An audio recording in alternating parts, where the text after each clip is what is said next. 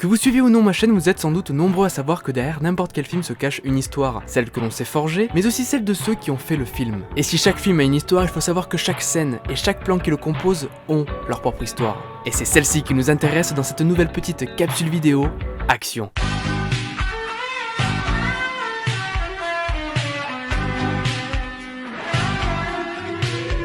Interstellar est un film de science-fiction réalisé par Christopher Nolan. Pour faire court, on nous conte la curieuse épopée d'une équipe d'astronautes qui délaissent leur famille et leurs proches afin de partir à la recherche d'une exoplanète pendant que notre belle planète bleue se meurt. La scène qui nous intéresse aujourd'hui se trouve vers la fin du film, celle du Tesseract où Cooper se retrouve dans la bibliothèque de sa fille Murphy, mais dans une sorte de 4ème dimension. Si j'ai choisi ce passage, c'est parce qu'il est à mes yeux assez significatif de la complexité recherchée par Nolan pour ce long métrage, autant sur le point de vue scénaristique que pratique. En tant que spectateur du 21e siècle, nous sommes habitués aux effets spéciaux, aux fonds verts et aux scènes totalement créées sur ordinateur. Et pourtant, ce que vous voyez présentement est pratiquement réel. Cette bibliothèque sans fin a été mise en scène sur un plateau. Pour ce faire, une quinzaine de rétroprojecteurs fonctionnant simultanément ont été nécessaires pour réaliser cette scène considérée comme la plus compliquée à mettre en scène. En premier lieu, il y a eu évidemment un travail de préparation assez long afin de donner une image concrète du Tesseract, qui est, je préfère le rappeler, une construction artificielle qui permet à Cooper de percevoir le temps comme une dimension physique. Quand la maquette de ce fameux Tesseract fut conçue et acceptée, il a fallu la recréer à l'échelle adéquate. Les effets de la continuité des objets ont été évidemment créés en amont,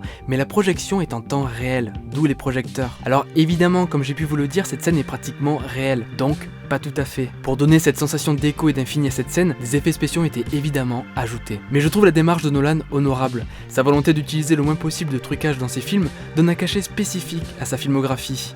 Et pour un film comme Interstellar, cela rend les hommages aux films cultes de SF, qui avaient recours aux maquettes et aux autres trucages en temps réel, bien plus importants.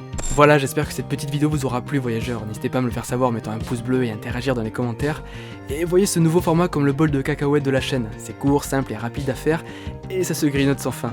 Ça fait vivre la chaîne entre deux grosses vidéos. Allez, à bientôt.